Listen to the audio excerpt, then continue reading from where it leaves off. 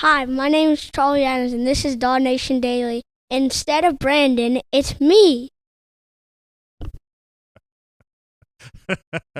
One day that young man's going to probably take my job. It was fun to celebrate with all of you yesterday, especially fun to have my family here. Thanks so much for being with us on show number 1001 as we keep DawgNation Daily rolling. And one of the things that has powered this show from the beginning is the fact that there is always something going on around here. Yesterday was no exception to that. It's not always great news, but it is usually news. And Brenton Cox apparently dismissed, initially reported by UGAsports.com, seemingly backed up by the fact that he wasn't at practice. We'll obviously talk a lot about that on today's program. Jeff Sintel will be here as part of our Marlowe's Tavern Insider Update. I'm a little disappointed, too, because we've been doing so well timing-wise, and here we are 10-12 and just now getting started. I'll take the bullet for that one. But nonetheless, hopefully we will be worth the wait. We got a really fun show coming up. We're glad you're part of it. As DawgNation Daily, the daily podcast for Georgia Bulldogs fans, begins right now. Presented by DawgNation.com, this is DawgNation Daily, the daily podcast for Georgia Bulldogs fans. Here's your host, Brandon Adams. You know, college football by its essence is essentially an emotional experience, right? The wins fill you with great joy, the losses fill you with great sadness, and the little pieces of news along the way can have a similar response. Georgia gets a big-time recruit, everybody's really happy.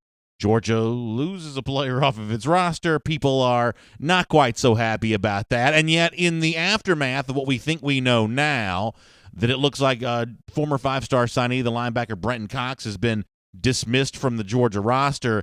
I think some of the reaction to this is probably overstated for reasons I'm going to get into over the course of the program. Let me kind of give you the timeline of how we get to where we are right now, though.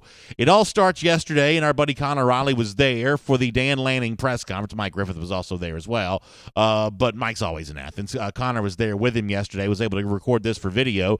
You can check this out on the DawgNation video channels.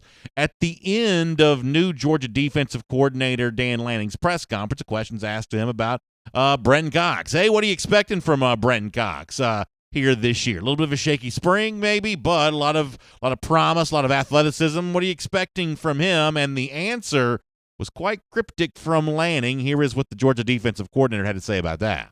You know, that's a good question. I would actually leave that up to Coach Smart at this time. It was shortly after that the Rivals website, UGAsports.com, reported that Cox had been dismissed from the team. A number of websites followed suit on that to say that he had entered the transfer portal, and then we saw with our own eyes Cox not at practice yesterday, seemingly giving credence to a lot of those reports. It seems fairly apparent now that in one form or fashion, either because of his own doing or because Georgia moved on from him, that Brenton Cox is no longer on this UGA roster. And I think most Georgia fans will probably agree with this, that Georgia at the outside linebacker position is still likely to be fine. I mean, based on what we saw at the end of spring practice with Jermaine Johnson and Nolan Smith heavily featured on G-Day, there was a chance that Brenton Cox was not going to be the primary starter at one of these outside linebacker positions anyway. When you start looking at the other depth in that position group, whether it be Adam Anderson, who people still have high hopes for, Azeez Ojulari, who I think the hopes with him have really blossomed in this calendar year, going back to the way that he performed in the Sugar Bowl and the things that were said about Azeez during spring practice. I think he's in a much better position in terms of his stature within the program than he was before. Georgia is, in other words, very deep at the outside linebacker position. Most Georgia fans will kind of concede that. Most Georgia fans will say, yeah, the Dogs should probably in some form or fashion be fine. But then there's the but that comes in. Then there's the, yeah, but what about the fact this 2018 signing class, which was ranked number 1 at the time, what about the fact that Georgia's now lost Brenton Cox off that team, Justin Fields off that team, Luke Ford off that team? What about the fact that one of your five-star signees that you brought in didn't pan out? What about the fact that, somehow, some way that the Georgia culture just didn't seem to click with him, or he didn't seem to click with the Georgia culture? Even though a lot of Georgia fans assume the Dogs will still be fine at the outside linebacker position, there is still this thought that, man, it's disappointing, and it is, to go back to the statement I made off the top of the program, it's a bit of a loss anytime one of these guys exits the program before he really makes his mark. And here's the point I want to try to make in response to that. That there's really very little you can do to control what happens to a player once they get on the Georgia roster. Some of the guys look like Brenton Cox does, and I'll tell you, coming out of high school, I think he was one of the most impressive, looking players I'd seen. Physically seemed to be in great shape before he even enrolled at UGA. He had the look of someone who was going to really make it and really pop during his time at Georgia. But once they get on the roster, there's not a whole lot you can do to control what happens to them then. The only thing that you can control is make sure you've got a lot of guys that look like Brenton Cox so that you can just play the odds, so that you can just play the ratio and ultimately have this work out well for you. I mean, this is kind of a cumbersome analogy, but if you look at these big online behemoths like Google and Facebook, they charge these exorbitant rates for ads, even though like 90-something% of the people that see those ads will never click on them. And you wonder, well, how do they make all that money if the overwhelming majority of the people who see those ads don't click on them? The simple answer is the few people that will click on them are worth enough money to the businesses to pay for the ads that it all works out. Smart businesses just simply play the odds. And Georgia football is now a smart business as well, and it's also playing the odds. You bring in a guy like Brenton Cox, you don't know if he's doing well or not, going to do well or not. That's why you put an Adam Anderson beside him. That's why you put an Azeez Ojulari beside him. That's why you put a Robert Beal in the class before him, a Walter Grant in the class before him. That's why you bring in a Nolan Smith and a Jermaine Johnson in the class behind him. You don't know if any of those guys are going to pan out. The one thing that you do know for sure is all of them won't. It won't be unanimous 100%. Every single one of these guys is as good as we expected them to be. You simply stack up the impressive prospects, and then you simply play the odds beyond that. And to take this a step further, I think there's a point to be made here that Georgia winning the recruiting battle for Brenton Cox is a good thing for the program, despite the fact that the player they were fighting over apparently has turned out not to be worth the trouble. You want to be the kind of program that can go head-to-head in a recruiting battle like Brenton Cox and win that. Let me just take you back in time here. Go back to, and we did a lot of, walk back through history yesterday. Let's go back to the very early days of this program on video, way back in, I guess it would have been summer of 2017. Talking about Brenton Cox at the time, we brought in a guy, Jeremy Birmingham, who was covering Ohio State recruiting, had covered Ohio State recruiting for a long time, and he laid out really in pretty clear terms of just how much a serious threat to Georgia, Ohio State was for Brenton Cox. Listen to this for a moment as a reminder of how contested this recruitment once was. We've known for a while it's pretty much an Ohio State and Georgia race, but his parents had not been up to Ohio, and he got his chance to get his mom up to Columbus this weekend. And from all accounts, talking to him, she really loved it up there and really had a really good rapport with Urban Meyer. So listen, the mom's going up to Ohio. She likes it there. At one point in time, Brenton Cox was pretty clear that he thought the Ohio State program was the one that could get him to the NFL, and that's who Georgia was battling for. And then later on, after Berm said that, and I tried to find this audio clip, I just couldn't find it, Alabama suddenly enters the fray. I mentioned this yesterday when we did our DN90 video when the Cox news first occurred, that when Alabama found out it was going to be in the playoff in 2017, the guy that used to work with us that covered Alabama recruiting, Chris Gerstner, came on our program and said that by invitation of Saban in Alabama, Brenton Cox was at Alabama sitting side by side with Saban when they watched that TV show there that day when Alabama somewhat surprisingly made the college football playoff.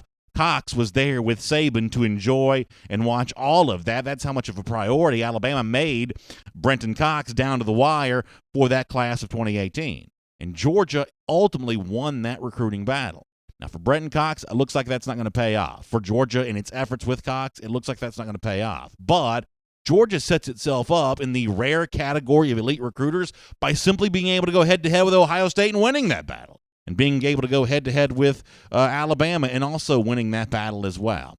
As I said before, ultimately there's not a whole lot you can do to control what happens to these players when they get on campus. For some players, college life is overwhelming. For some players, the bright lights of SEC football are going to be overwhelming. And for some players, they just may not be quite as good as they looked in high school. Ultimately, the scouting process is kind of an inexact science. But what's not inexact is the playing of the percentages, of bringing in enough players that look like Brenton Cox, that could potentially perform like Brenton Cox. Because if you stack up enough of those, eventually you're going to have the kind of roster that's able to compete for championships, and that is seemingly exactly what Georgia has done. My name is Brandon Adams, and this is DawgNation Daily, the daily podcast for Georgia Bulldogs fans. Hello to you, and thanks for being with us today. Live on video, 10 a.m., DawgNation, Facebook, YouTube, Twitter, on the radio at noon, on Athens Sports Radio 960 The Ref, and we are available as a podcast wherever you find them, including the world-famous DawgNation.com.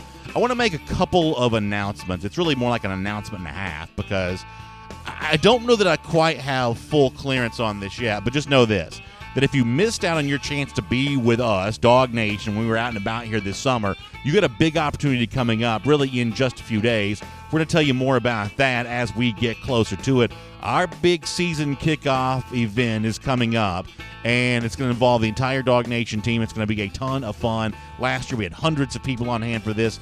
This year, the expectation is to be even bigger and better. We will tell you about that. So this month, plan on being with DawgNation for a huge event coming up. Also, let me tell you about this just for a moment. Later on today, after we have Jeff Sintel as part of our Marlowe's Tavern Insider Update, we're going to start on video here, something we released on the website yesterday. We're going to do our Own the East video series presented by my friends at Georgia's Own Credit Union. Now, if you've been around for a couple of years, you know what Own the East is. It's our way at looking at what it's going to take for the Dogs to get it done here this upcoming season. Georgia's obviously dominated the division the last couple of years, and this year in 2019, it wants to do even more than that. It wants to win a national championship. But as I have said, I believe the first step towards getting that done is taking care of your business in the SEC East. That traditional path of winning the division, getting to the SEC championship, winning there, and punching that ticket to the college football playoff. And getting that done means going through the East first. We also believe around here that it's kind of a nice thing to be able to say that Georgia can expect to dominate this division year in and year out. This is not a one-year thing. This is not a two-year thing. This is the kind of thing that we expect to see happen for years and years to come. But how does it get done this year? Well, we'll make the case over the course of the next 19 or so videos why Georgia's in a great position here in 2019 to do things the program has not done before. We'll do that as part of our Own the East video series. Later on in our program today, in fact, with my buddy John Stinchcomb, the great former Georgia Bulldog, we're going to look at why Georgia has not just one, but potentially two Heisman Trophy contenders here in 2019, and we'll explain exactly why that makes Georgia such a legitimate contender here this upcoming season. That's coming up later on today on DawgNation Daily. Before that, though, let me also spend another minute talking about the two coordinators, the brand new, newly minted coordinators for the Georgia Bulldogs. Dan Lanning, the defensive coordinator, James Coley, the offensive coordinator. They both met with the media yesterday, and really the news cycle got swallowed up by what turned out to be Brenton Cox Day and his apparent departure from the UGA roster. But over the course of the next few days, we're going to kind of get into more detail about some of the things that Lanning had to say, some of the things that Coley had to say. In particular, some of the stuff I saw from Coley I thought was really interesting, a potential window into how this Georgia offense might work here this year.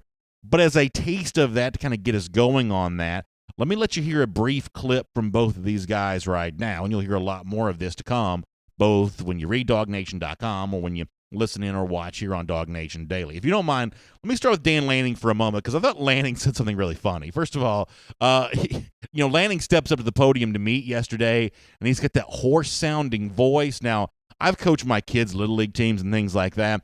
I will say there is nothing that's worse on your voice than trying to coach. Be outside and coaching, and I've done enough of this to know, whether it be in a gym for basketball or in a baseball field or something like that. I haven't coached football, but I've coached enough sports to know that you're just yelling the whole time. And it's not screaming and yelling. It's just being loud so people can hear you. So I kind of feel for Lanning having the hoarse voice, but he did say something kind of funny about that I want you to hear, and boy, he shows a lot of enthusiasm for the job he gets to do this season. I like this from Lanning. Let me give you a taste of it as a part of DawgNation Daily.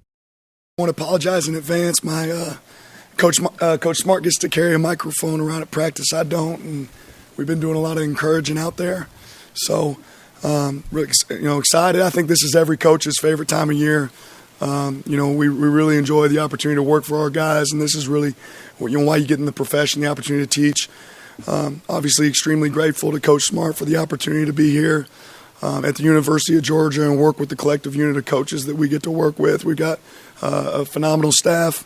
They do a really good job, and we're really fortunate to get to coach some really, really good players. So a couple things about that. First of all, I just think it's really funny how he says, Yeah, we've been out there doing a lot of encouraging, and that's why my voice is so hoarse. Now, I haven't been able to go out and visit a Georgia practice yet this summer, but I know Connor Riley has been there. I don't know that I would always describe what goes on at these practices as encouraging necessarily. Sometimes it's of the tough love variety, which any good football coach will do, but nonetheless, it's really funny to hear Lanning say it that way. Yeah, we've been encouraging these guys pretty intensely out there, and so therefore I'm a little hoarse right now. I think that's funny.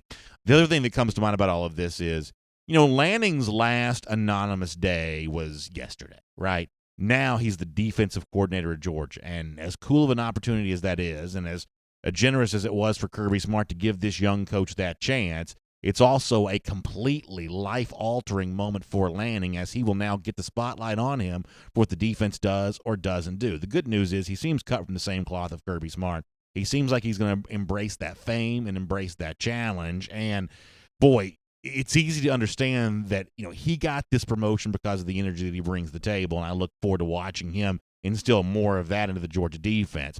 Also, when it comes to excitement about a new role, it's James Coley. Now, Coley's been a big part of the Georgia story for a while, but now he gets full control over the calling duties. How big of a deal is that for him? Well, here's what Coley said about that yesterday. I think I never lost my excitement. Every challenge is new. Every coordinator job is new. Every position job is new. The people that you're around cause that to be new. The environment, the time that you're in currently. But yeah, when you get the opportunity, you're excited, but then you jump into it, and then the excitement it is what it is, right? It's what you do. So being that's what you do work, and you don't really I don't sit down there at night going, wow, how great. No, I'm down there at night going through scripts.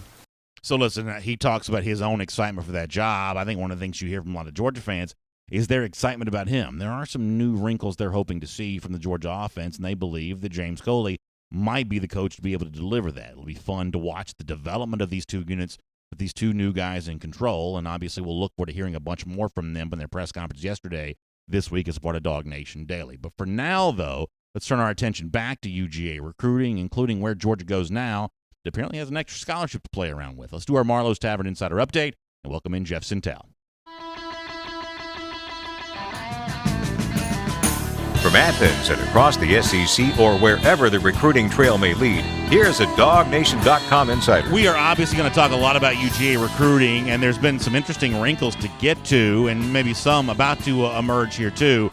Before we do any of that, though, yesterday we did celebrate show number 1,000 for us here on DawgNation Daily, and obviously the guy on air that's contributed to this show more so than anybody else, we joked he's probably been on at least 400 times or so, and some of those conversations have stretched close to half an hour, is our buddy Jeff Sintel. Jeff also wrote an incredibly nice piece about me and my family yesterday for DawgNation.com, which I'm sure my wife's probably already framed, and she certainly should. It was an incredible story from a great writer, and it made me proud to be included in the conversation.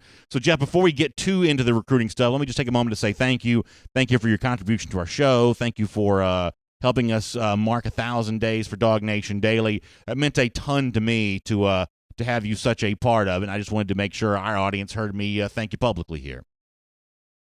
Oh, Brandon, hey, man, I sincerely appreciate it. You're most welcome. Just trying to do a little Jerry Maguire there for a five-star dude, a five-star friend, a five-star teammate, and maybe not a five-star mathematician, because I think a lot of them stretch past 30 minutes. Yeah, that is probably true, and today may be one of those days, too, where there's kind of a lot to talk about. Let me start with the Brenton Cox part of this first, and the point that I made before you got here, now that it does seem apparent that the initial news reports were correct and Cox is no longer going to be on the Georgia roster, what I said, Jeff, is if you're a Georgia fan, you want the Dogs to win these kinds of recruiting battles, even in the moments where the player ends up not being worth the trouble. And for Brenton Cox, that kind of seems like the case. In the 2018 class, all of a sudden, well, gosh, now there's like 3 guys off that class. They're no longer in the Georgia roster. As a fan, I don't sweat that at all, and I'm not worried about that at all. The point I think fans ought to get worried is if the program's not bringing in these kinds of players and not stockpiling enough of them to be able to withstand the natural attrition that's going to occur in such a competitive environment. So ultimately, first and foremost, I think Georgia winning the recruitment for Cox was still a win for the program, even though the player is not going to make that big of an impact in a Georgia uniform. Do you agree with that? Yeah, and I here's what I guess I'm going to sound like I'm from the South here.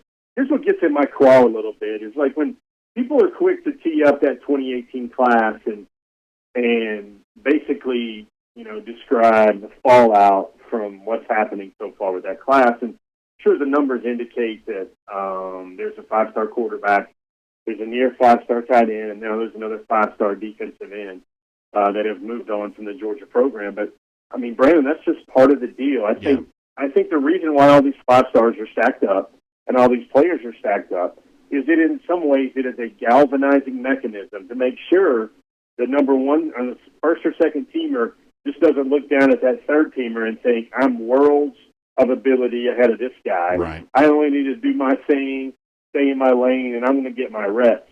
That is not the environment that Kirby Smart and this program is building. And that's not the forge that will make these players ultimately as great as those ratings aspire them to be. I can drop an example. Brenton Cox was the nation's number 2 strong side defensive end that year. And number 1, a gentleman named Yabi Anoma. He went to Alabama. He flirted back and forth with the portal back in the spring. And now he's leaving Alabama again to go to Houston, of all places. So it's not just happening at Georgia.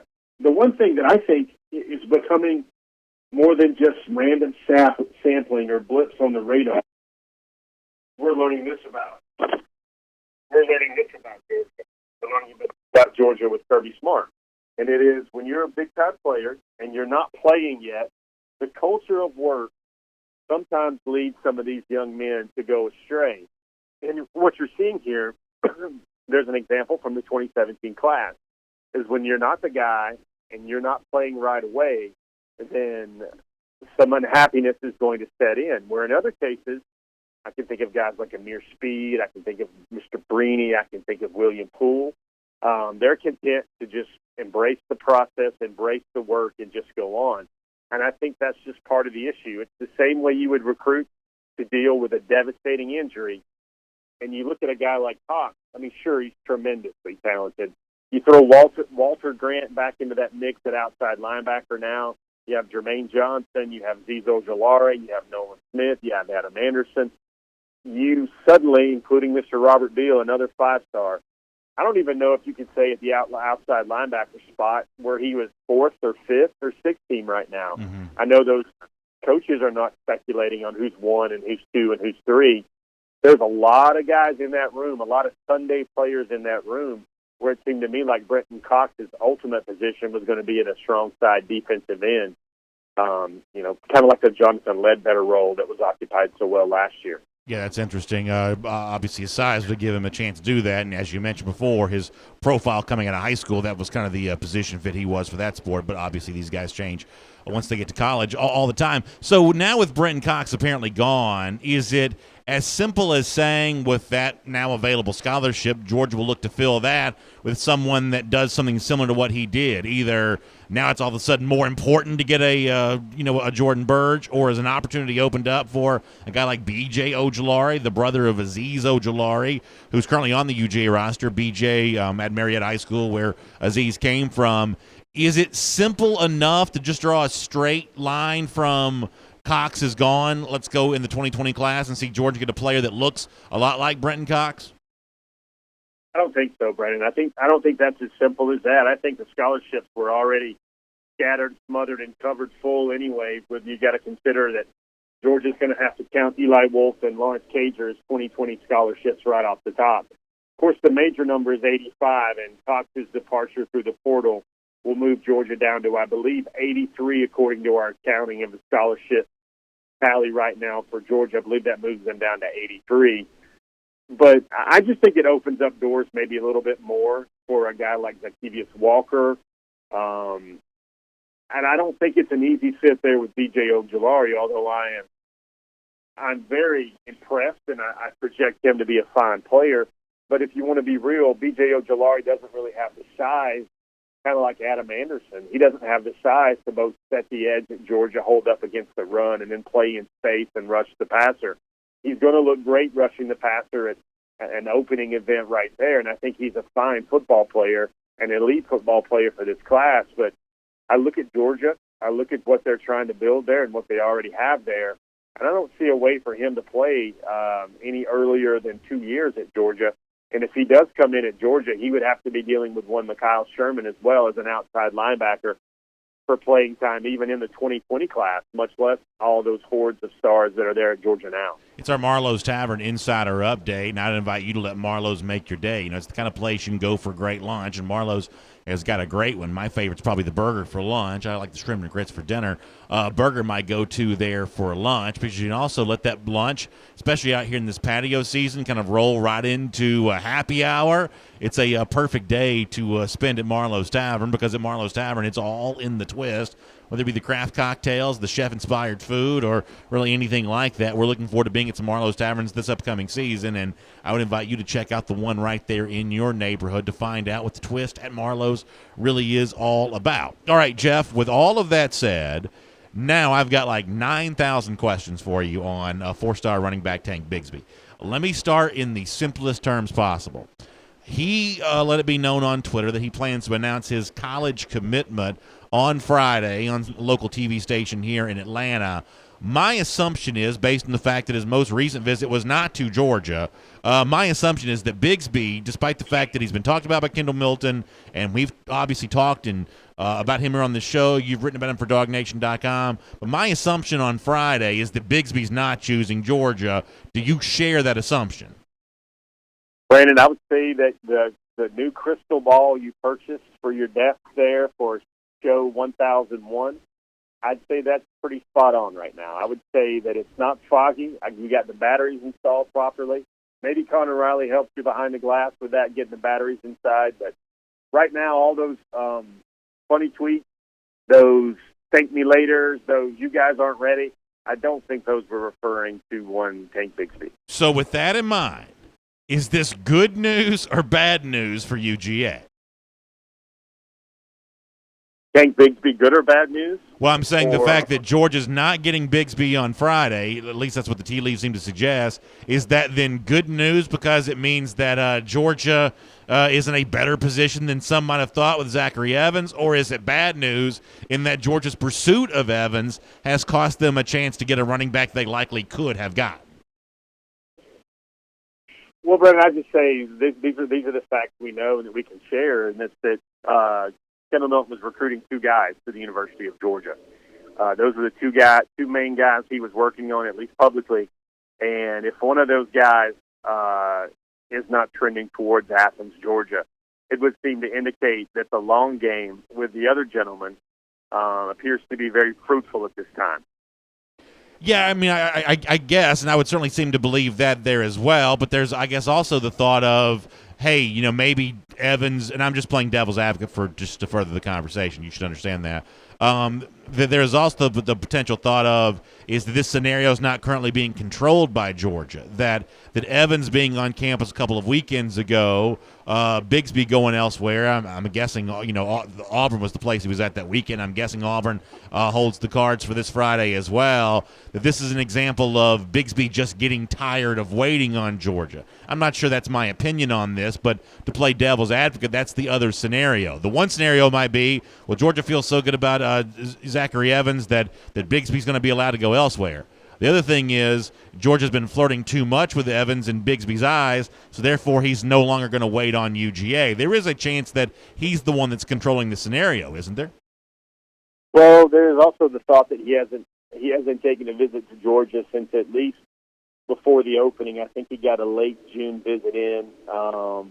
And I think this is the way we chopped it up on the forum a little bit this morning, Brandon, is I think things will be great for Georgia with the 2020 running back class and its recruiting.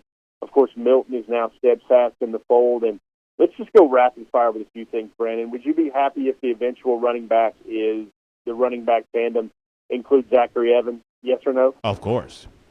Of course. Would you be happy if the running back tandem includes Marshawn Lloyd, yes or no? Yeah, I think I probably would.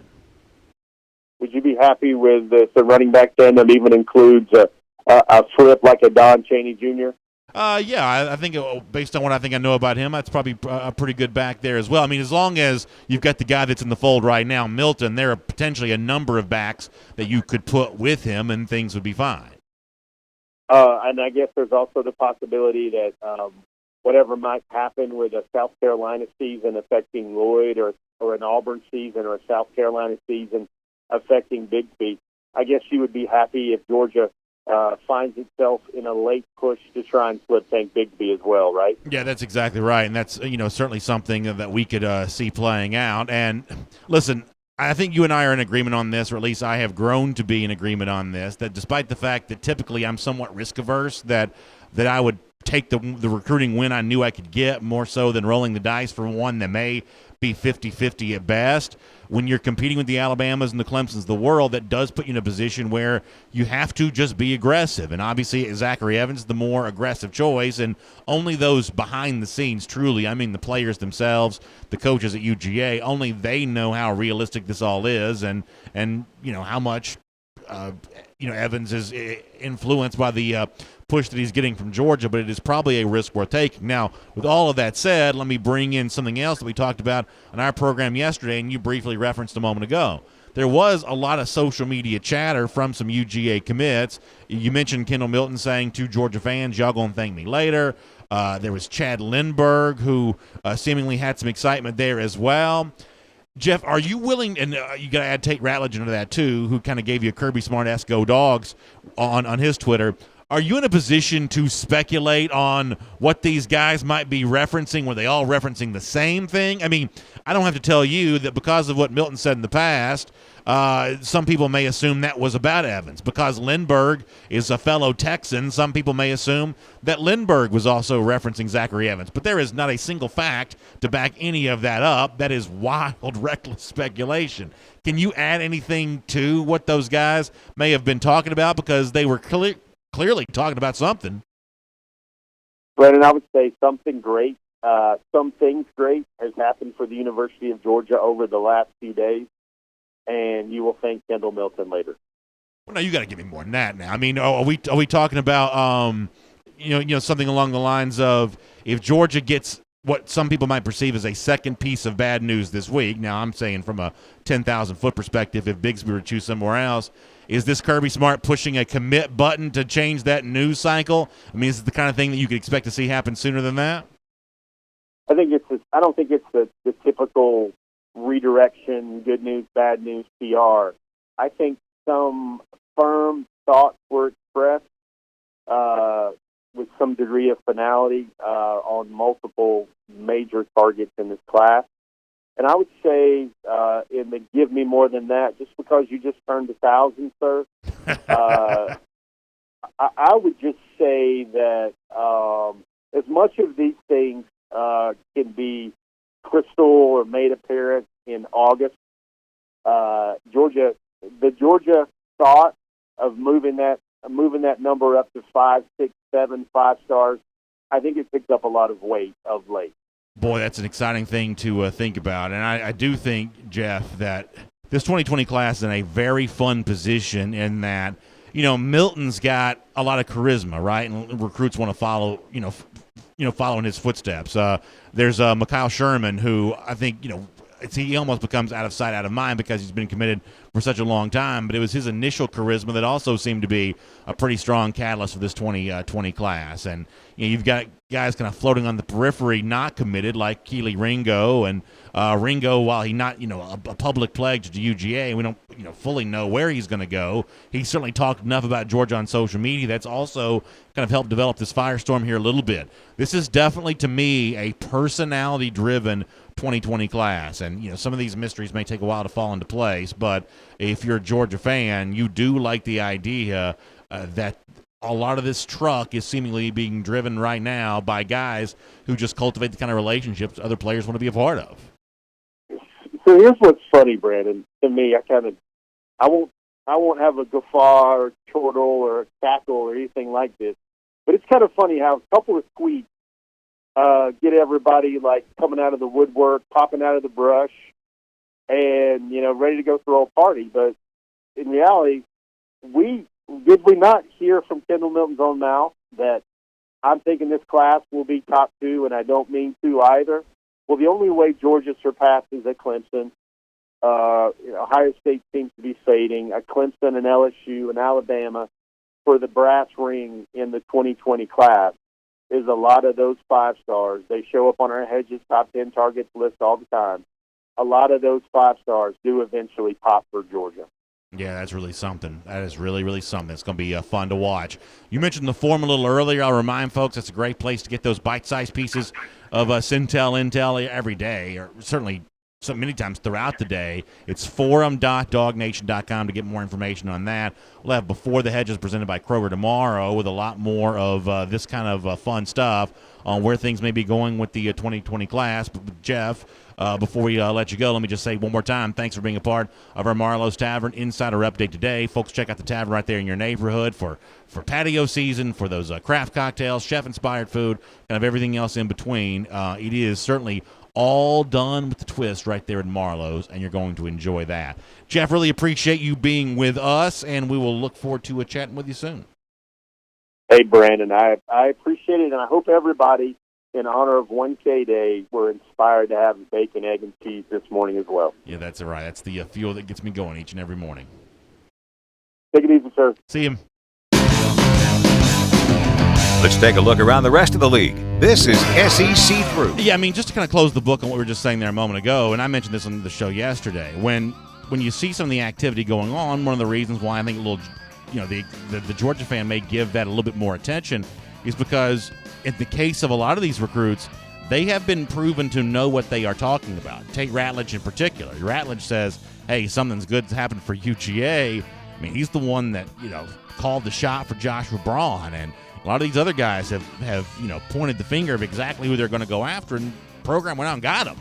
So when they're saying, hey, y'all going to thank me later, or something along those lines, most of these guys have a track record of really being able to put their money where their mouth is on that, which is kind of fun. Let me talk about my friends at Callaway Gardens for a moment, Callaway Resort and Spa. We were there earlier in the summer, and I got to tell you, this is one of the great escapes in all of Georgia. I like these places. They're not very far away because, let's face it, I don't want to spend 18 hours in a car if I don't have to.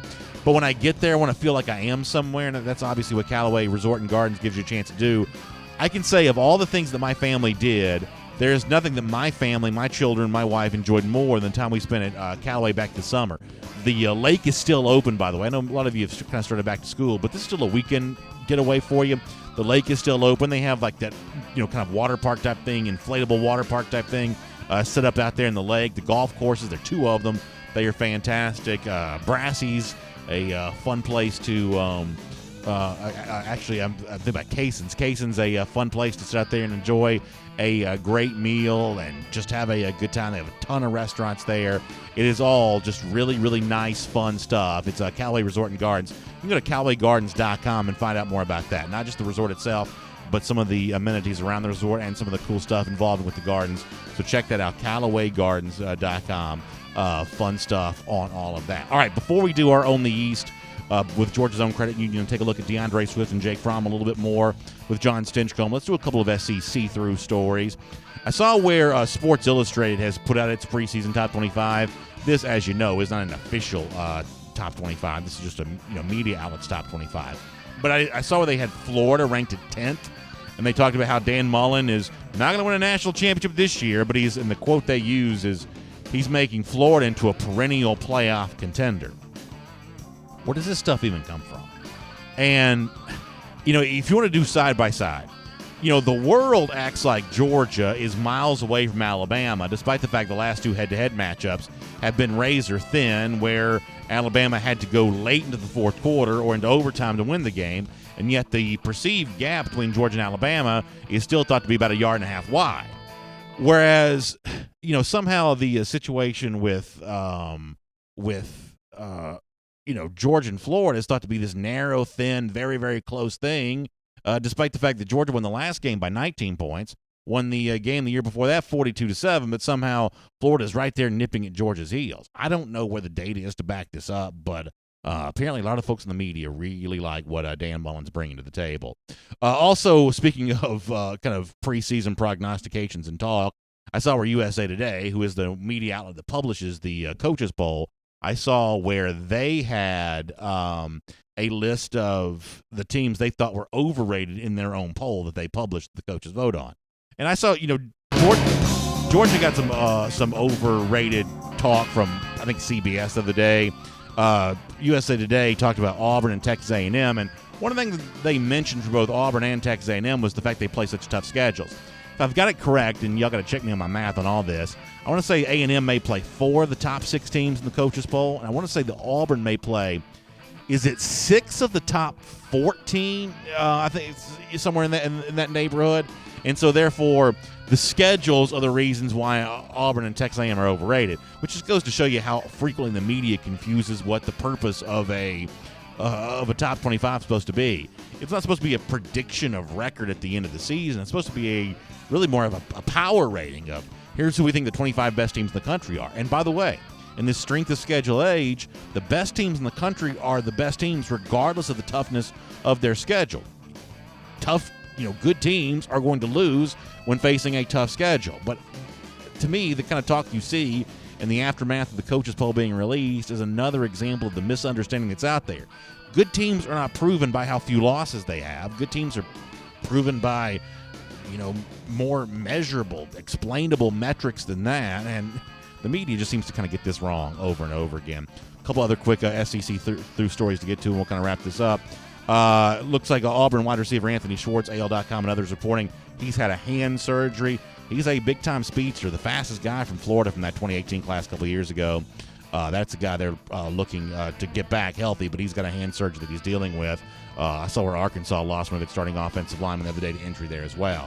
This is the time of year where that kind of stuff's going to be talked about, and it's going to have an impact on how these SEC races go. And we'll follow those stories and we'll come out. And for now, we'll make that your SEC through. All right, here on DawgNation Daily, as promised, I want to give you a chance to hear what the great former Georgia offensive lineman John Stinchcomb, who was with us yesterday as a part of DawgNation Daily, with us as well for our Own the East video series, presented by our friends at Georgia's Own Credit Union, looking at one of the reasons why Georgia may own the East and a whole lot more this season, the presence of DeAndre Swift, Jake Fromm, not one, but maybe 2 Heisman contenders. Let's hear more about that with John as a part of Own the East, presented by Georgia's Own Credit Union.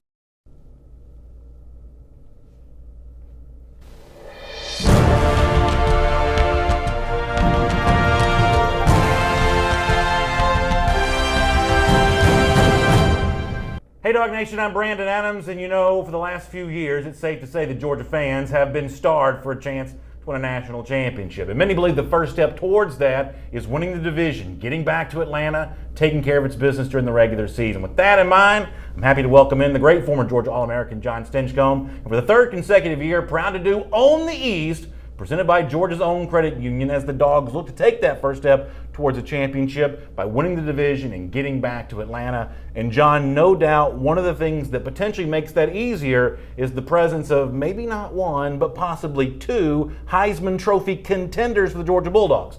We don't know if either Fromm or DeAndre Swift will be in New York City, but just to be in that conversation at the beginning of the year, that's clearly a good thing for the Dogs. Well, it's a testament to the amount of talent they have in Athens now. I think you look at the Heisman race, and to be a contender, that's quite the honor. Do we have someone who can actually win it?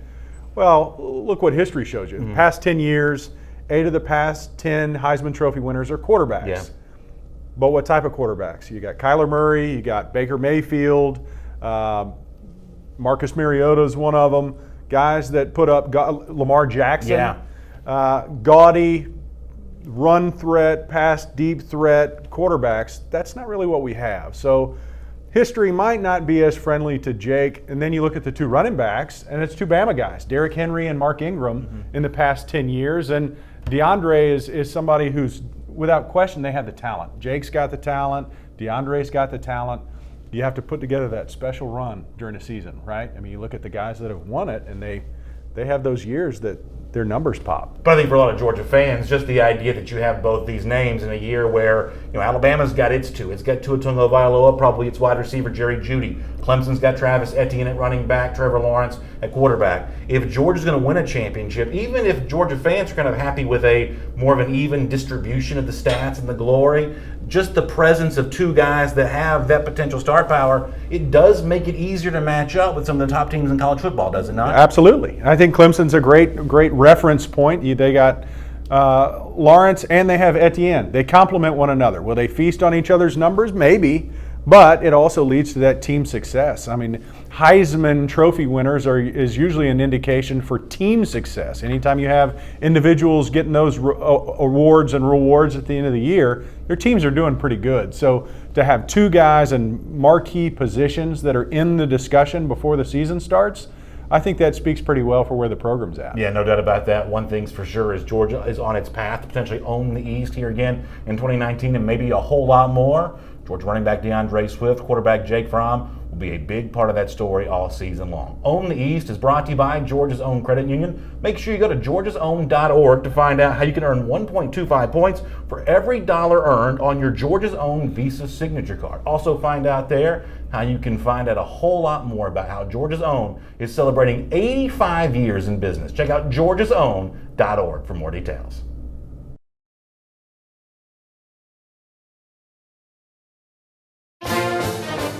So I'm looking forward to being able to bring the Own the East series to you, courtesy of our friends at Georgia's Own Credit Union. I'd also invite you to check out my written work that accompanies this at DawgNation.com. I took a deep dive in the candidacy for both Swift and Fromm for the Heisman at DawgNation.com. That's up there right there today. You can also see later on today at DawgNation.com a look at how one of the things that could power Georgia's pursuit to own the East here once again and maybe even win a national championship here in 2019, maybe some of those guys from that 2018 signing class that was once ranked number one overall. Of course, there'll be one fewer now that it looks like Brenton Cox is no longer on the roster, but that will still be a potentially fun catalyst for Georgia here in the 2019 season. We will look forward to that. I will also tell you that I'm proud to announce that our Gator Hater Updater has now reached 1,011 days. That's how long it's been since Florida's beaten Georgia.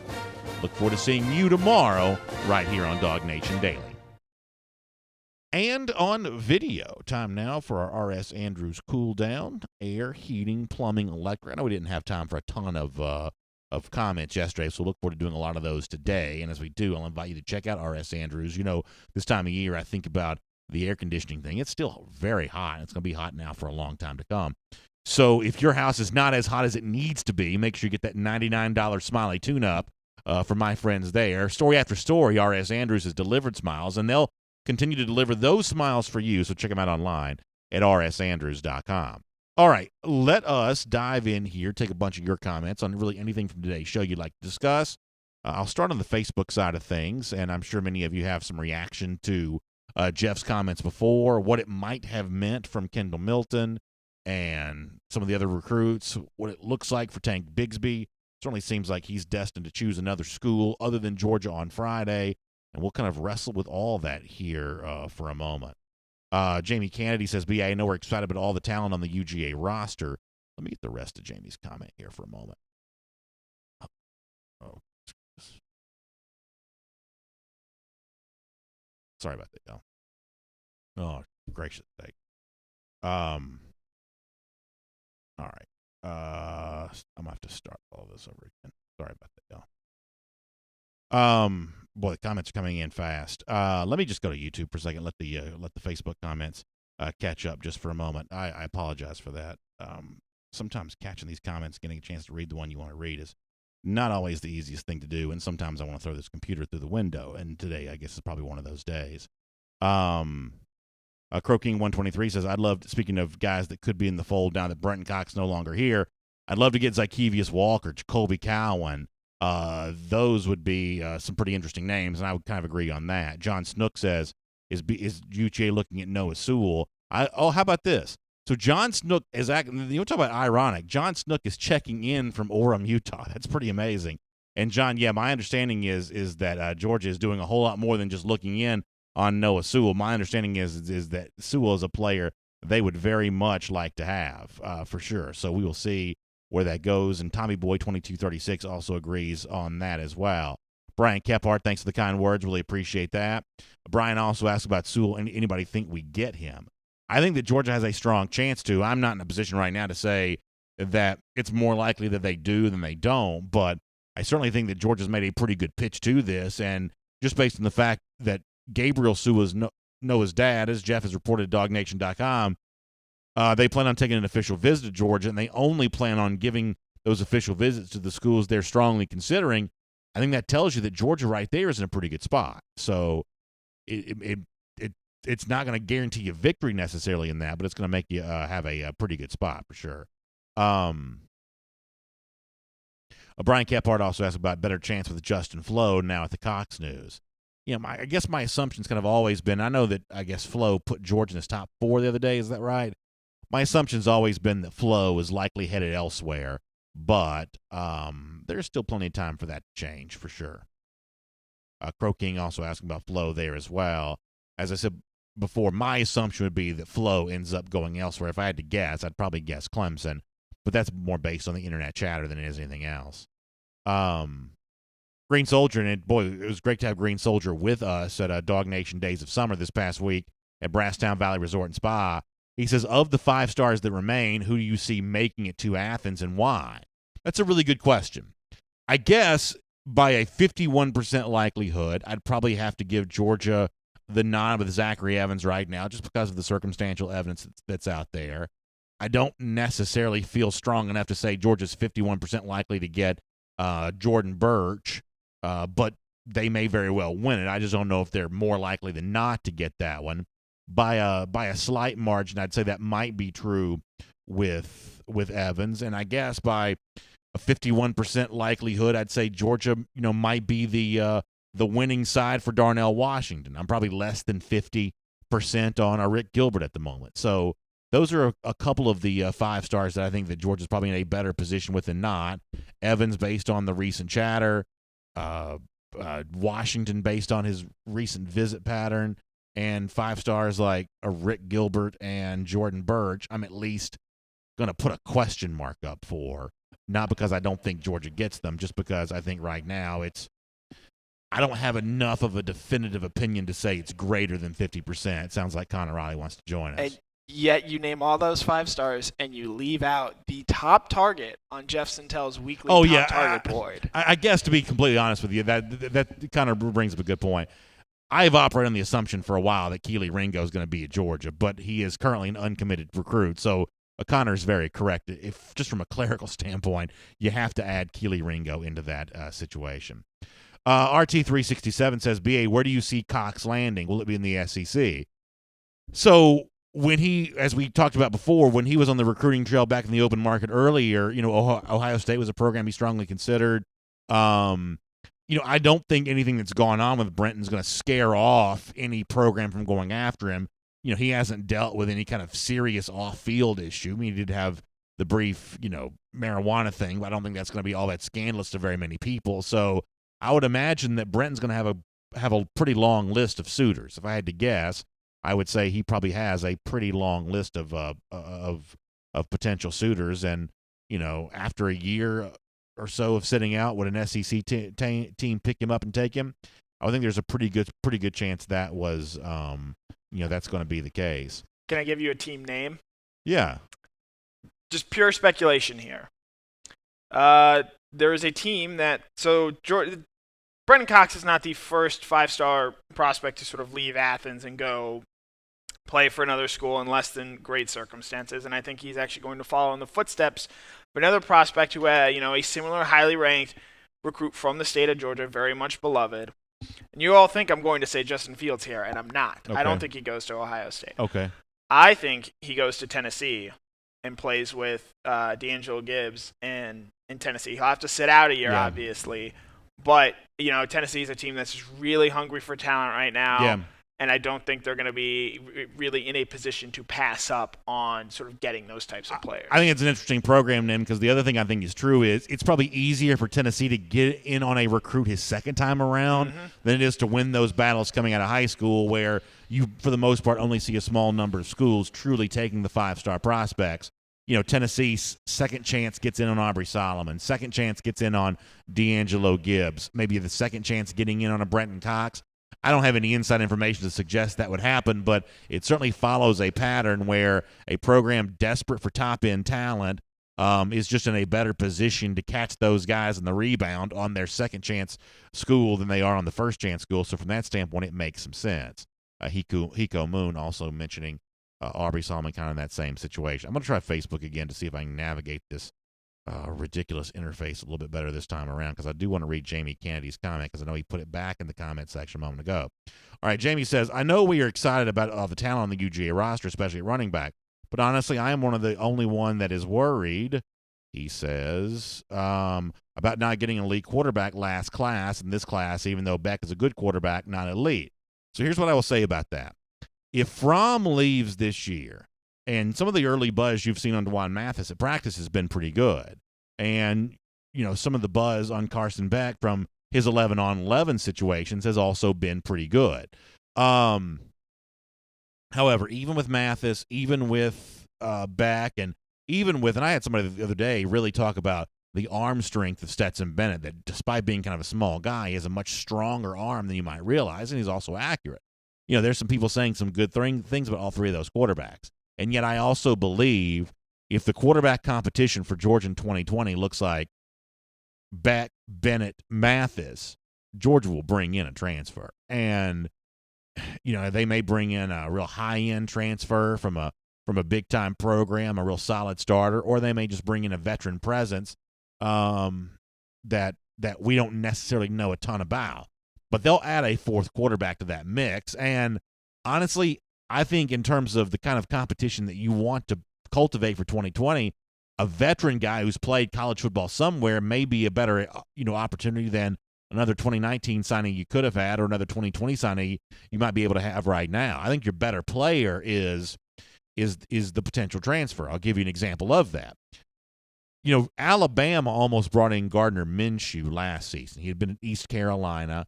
He ended up going to Washington State instead and just about set records as the Wazoo quarterback working with Mike Leach. That's a player that a lot of people didn't know much about, that Alabama could have almost had as an insurance policy where Jalen Hurts would have transferred, and for a while it looked like they might do that.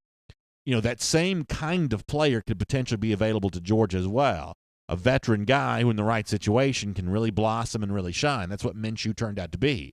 So Georgia's version of a Gardner Minshew could be on the way here as well. And I think with all due respect to Mathis and Bennett and Beck, I think a veteran would be a real threat to win that competition.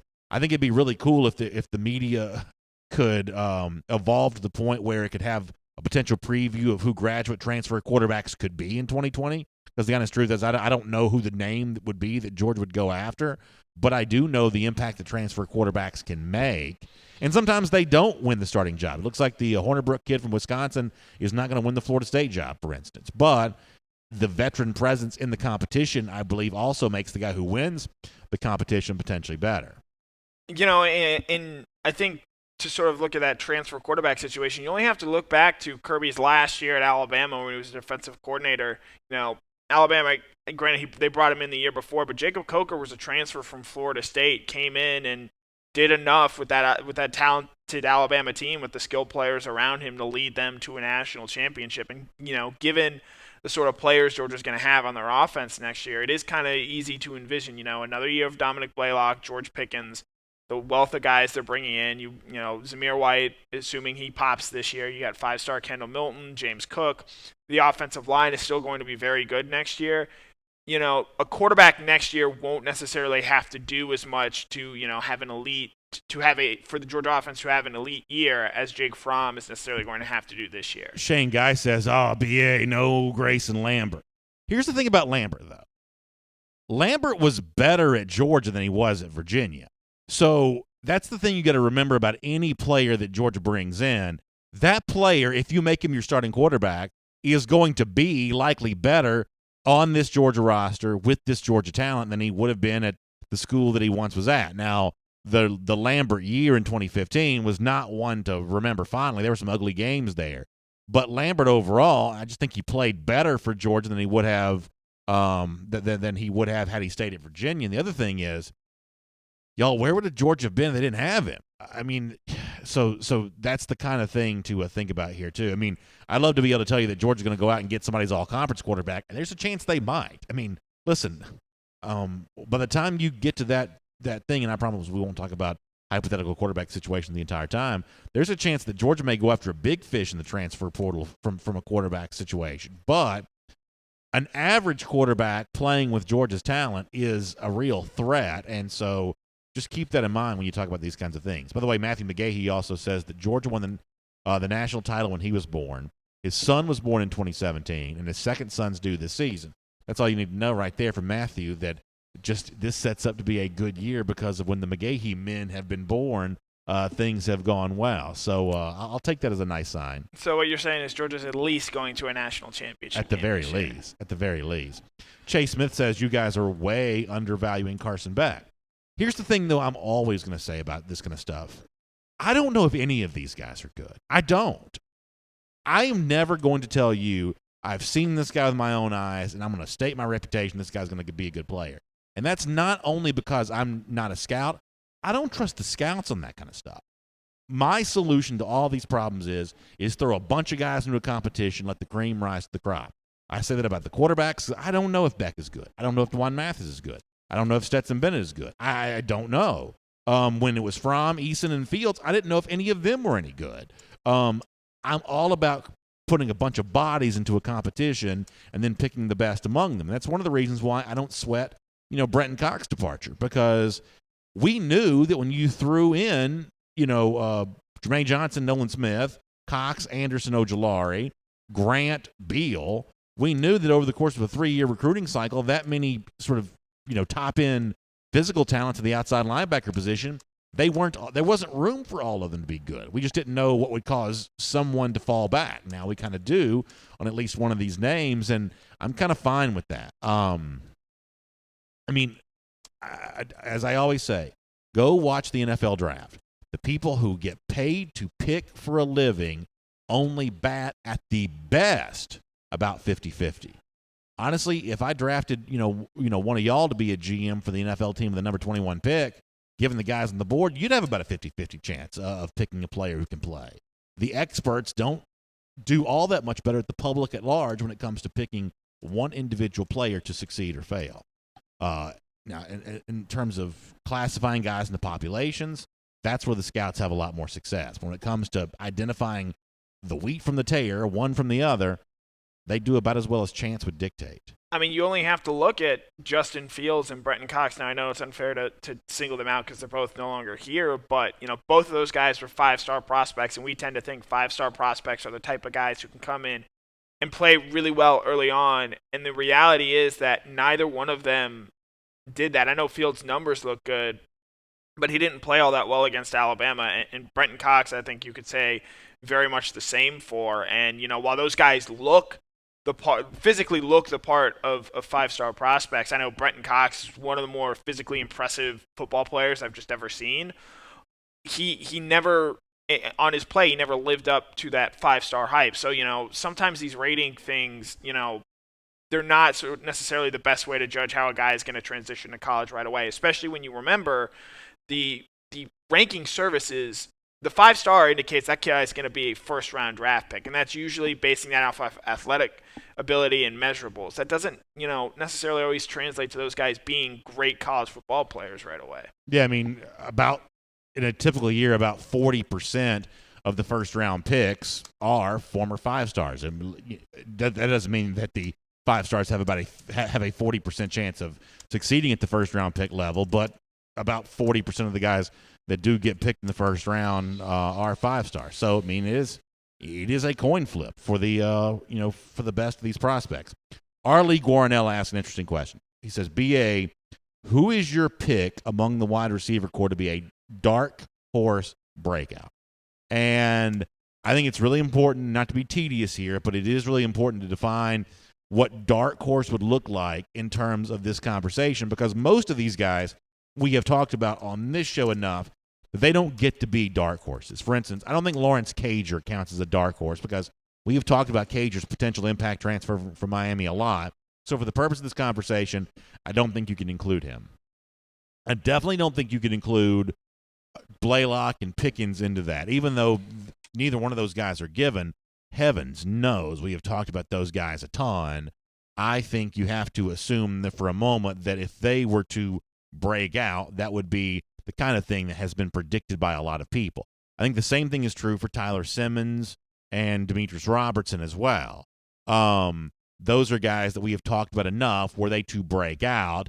I don't think that necessarily would count as dark horse situation because they've gotten a lot of attention. So it's the group from which you are left where the breakout might occur. That gives you Landers, that gives you Bush, that gives you Kearis Jackson, that gives you I want to add Trey Blunt in this discussion because he is the legitimate example of what a dark horse would be because Blunt does not get talked about a lot. Now, I know that based on where Blunt seemingly has been lining up for some of these practice reps, which might or might not matter, it seems like he's still got some guys that he's competing with to get a spot on the field. But Blunt, a former four-star signee, would be an example of a potential breakout. Am I leaving anybody else out that would count as a breakout? I guess Micaiah Tongue, you'd have to put him in the breakout side of this because we don't talk about him nearly as much as we talk about the other freshmen. It is from that group that a breakout, if there would be a breakout, that a breakout must occur. Am I leaving anybody out of the breakout category? No, I think you named just about everybody, and it's hard for me to really answer this because you've ruled out I think a lot of the guys who are going to be in sort of that top 6 rotation that Kirby Smart has talked about. Because those are the guys we talk about, right? And I'm saying just to be overly hyper specific with definitions, they can't be a breakout. I don't know then that I have a breakout because as of right now, you have to make a prediction about something. My prediction is that I don't see Kearis beating out D-Rob or eventually Blaylock for that slot position. I don't. I think he'll be on the field some, but I don't see him beating those guys out there. I don't see Landers or Bush necessarily beating out, say, Lawrence Cager for one of those outside positions. I'm assuming that George Pickens probably holds on to one of those over those guys as well. This may be an example of a younger player kind of surpassing those guys in the depth chart. So to nitpick the definition from the standpoint of a dark horse, I think the top 6 or so receivers for Georgia are going to be what we assume they're going to be. Now, if we polled 100 people that follow Georgia football closely, who would the majority of those people say Georgia's leading receiver is going to be? Family Feud style, poll 100 people that watch this stuff very carefully and watch this stuff very closely. The majority opinion about Georgia's leading receiver, who would they say was going to be? I think the top answer is going to be Demetrius Robertson. In that case, I would say there's a potential dark horse then. Of the 6 that we think are going to be Georgia's top receiver, I would say really virtually any of the 6 have a chance to be Georgia's leading receiver. And I'm kind of back on this George Pickens train just a little bit. I mean, I got asked this morning on a radio interview who I thought the 2 receivers were going to be. And I said Pickens to sort of start, or not Pickens, Cager to start the year because it looks like the coaching staff trusts him. He's already out there running with the first team. And I think, he's an adult in the room and he's been through a lot of these wars, even though it's never been with Georgia. He's played in a lot of big-time football games. And to your point of sticking with Pickens, I'm going to stick with Blaylock. I just think, and I know he's currently running with the 4th team with the 7 minutes the media gets to watch practice. The guy's just a really good football player. Kirby Smart would not have talked him up and said the things he said about him if he knew he couldn't deliver, sort of like how he, his relationship with Richard LeCount and how, how he sort of talks about him in the media. I just think there's something about Blaylock, and he's a guy where, Pickens is sort of, I think, just going to be limited in an outside role, whereas I think Blaylock is a guy who you can use in a number of different roles, not just as a slot receiver, but even as a running back out of the backfield or someone on the outside as well. But if we're playing daily fantasy and our lives are on the line, I like the idea of a guy lining up outside, giving me 2 big catches and compiling those yards. That's a pretty good way to do that. And by the way, good call on the public opinion because there was a string of folks in our Facebook comment section giving you D-Rob as the potential answer there. You started seeing some different stuff after that. And it would not surprise me if D-Rob is the guy. He's looked noticeably bigger at practice this year, especially up in that chest area. So, hopefully he's sort of taken this whole, I want to see how you block mantra to heart. I'll be interested to see how much he's limited to the slot and how much he plays outside as well, because I do think with his speed, it can be used well out there. And given, Georgia doesn't really have a lot of options at the moment, it'd certainly be something they'd be willing to try with him, especially if he does live up to that 5-star hype that he had all those years ago. John Benton says, I'm channeling my inner Steve Harvey with the survey question. Is Harvey the host of Family Feud now? Harvey is the current host of Family Feud. So I will tell you this. I met Steve Harvey a couple of years ago. He was at I went to one of these celebrity golf tournaments to cover that, and he was there. A lot of these guys who are like really, really famous, it's very easy to understand kind of how they got there. Harvey, very successful as, more than just a game show host. He's been a big-time producer and, done a number of TV shows. It's amazing how personable they're able to be. And Harvey's got a lot of pull on his attention, but in the moment I was talking to him, you really felt like he was talking right to you. And you really felt like he was giving you the attention that obviously everybody else wanted from him, but he only gives it to kind of one person at a time. And when it's you get his full attention. It was really interesting talking to like a really famous person like that. And I've done a few of those over the course of the years. You can really tell the kind of just ability to engage that makes them what they are. I have nothing but good things to say about Steve Harvey. I'm not a watcher of his TV content necessarily, but in terms of the persona he's crafted for himself, I was really impressed when I had a chance to spend some time with him. Wayne Kirkland in our Facebook comment section asked an interesting question. Who is a Georgia player that maybe doesn't practice well that shows up big on game days? Wayne, here's my assumption. And obviously we only see brief windows of practice, so this is hard to answer expertly. But here's my assumption. That we hear stories from time to time about guys that are much better on game day they were during practice. Scott Werner addressed some of that kind of stuff this past week at DawgNation Days of Summer at Brasstown Valley Resort and Spa about Herschel Walker, who you might want to put in that category. I don't think that kind of stuff, though, is going to be as much of a part of this current iteration of Georgia football, because I think to allow a guy to perform poorly at practice but then have a potential starring role in the game, I think Kirby Smart would view that as delegitimizing practice, and he's just not going to do that. He's just not going to do that. I mean, I'll go back to what J.R. Reed said at SEC Media Days, that Kirby Smart came up to him in 2016. Am I right about that? Came up to him in 2016 when Reed was on the scout team and was coaching him up and talking about things that he had seen from watching film of Reed on the scout team. That's not the kind of thing that every coach does. That degree of film study about practice, especially for someone in Reed's case at the time, who was a long way away from being a big part of the defense. But when you treat practice that seriously, that's just the way that you go out and prove how serious that you treat it all. So I'm of the belief that, of all the coach speaking type things that Kirby Smart likely says, one of the things that he probably really does put his money where his mouth is I don't think he's going to reward bad practices with a whole lot of opportunities to be the focal point during a game, no matter how much of a quote-unquote gamer that player might be. That's my guess anyway. Kirby Smart has said he wants practice to be harder for the players than games. That way they're more prepared for them, and I think that's the right way to go about things. And I'm not going to say – I have an answer for this, and it's not to say that he's a bad practice player. It's just sort of what we know about him and how he manages his body. DeAndre Swift is a guy who – at this point in his career, may not need to necessarily light it up at practice and really, give dead legs to all the Georgia defenders. But he's someone when the game rolls around, he's given 100% and making the most out of his carries, and especially given that he does have a history of getting banged up, getting some of those nagging little injuries. He is someone who, in practice all the time, him or the coaches may just say, hey, we may not push you to be your best in practice. We're going to maybe save you a little bit for the games on Saturday. And again, that's not saying Swift is a bad practice player by any stretch of the means. It's just sort of a I think he's going to be managed a little bit more with how he gets carries in practice. I want to mention Shane Guy's comment on Facebook in a moment. Let me go over to YouTube because who had a comment that I wanted to? Oh yeah, Tommy Boy 2236 says, Nakobe Dean will be a breakout player at inside linebacker. Bank it. So, Tommy, you may be very well right about that. I'm obviously really excited about seeing Dean more this season, but it also leads me to something else that I wanted to talk about today. I wonder if there's a chance that now that Cox is not there, and Jeff may be right, that Cox may have been in line to play more defensive end this year than outside linebacker anyway. But you do have a couple of guys that we now think of as inside linebackers who at a high school would have been recruited as outside linebackers. Tyndall would have been one of those. Quay Walker would have been one of those.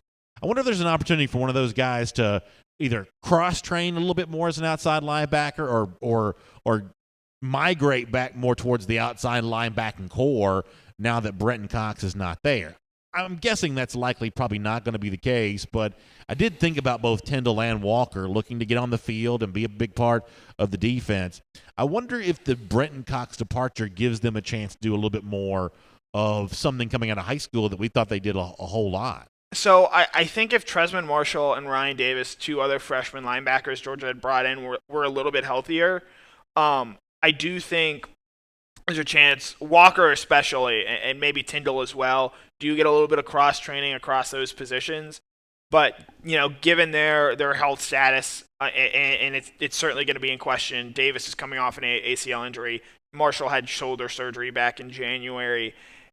I'm not sure how much Kirby, Schumann, and Lanning are going to want to be experimenting with depth at that inside linebacker position, because this year, beyond really Crowder and Monty Rice, there's not a whole lot of proven, guys who have proven themselves at that position. And if you're moving around Walker and Tyndall and training them an outside linebacker, that's putting a lot on the plate of still three guys who are freshmen. I think Lloyd Dog also brings up a good point in this discussion, that one of the players that probably, and I wouldn't say this publicly, he's not going to talk to the media anyway, but privately is probably pretty happy right now, maybe Bill Norton.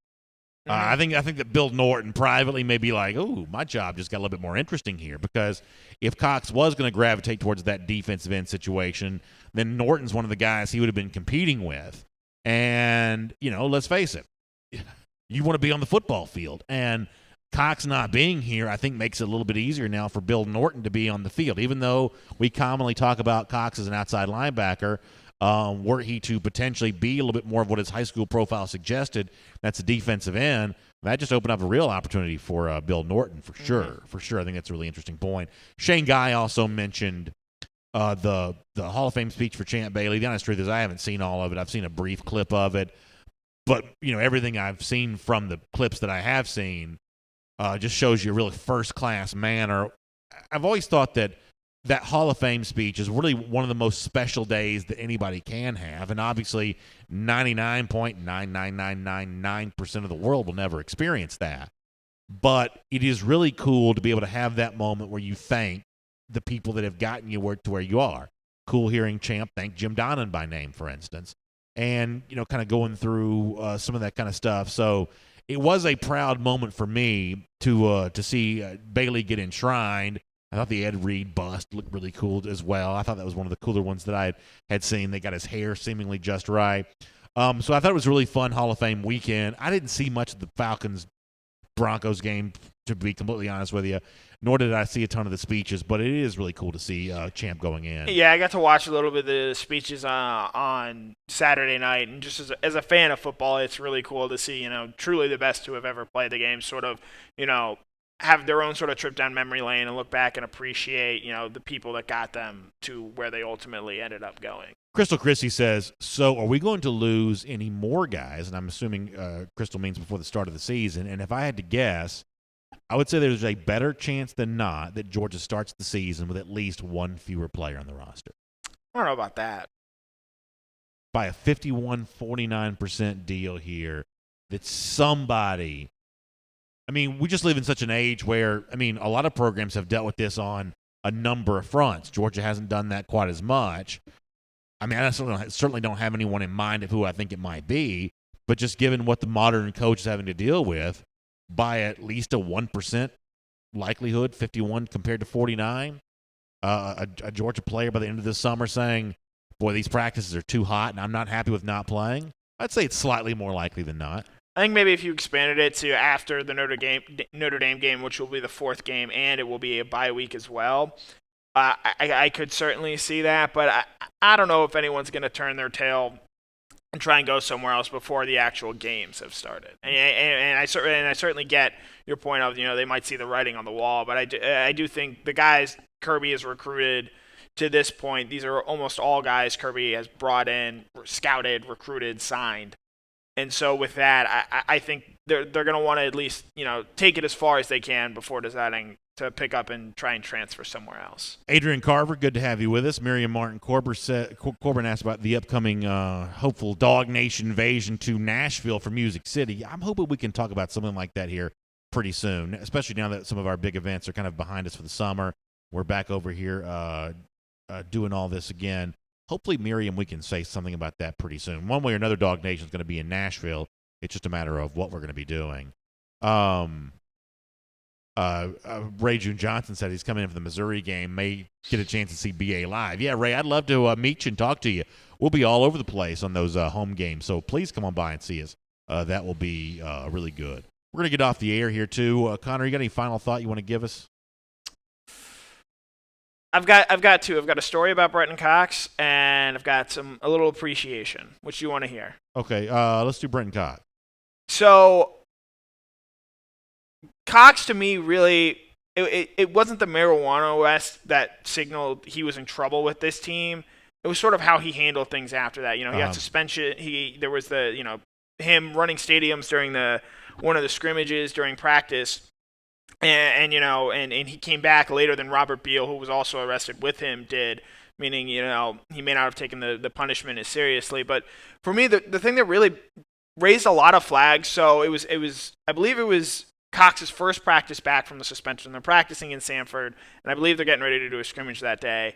And, I'm down there taking pictures, just trying to get as many pictures of guys we can have to use for stuff. And while the outside linebackers are going through drills, Cox sees me taking pictures and a picture of him, and it's the lead story on my Good Day UGA story this morning. He's sitting there posing, throwing up a peace sign.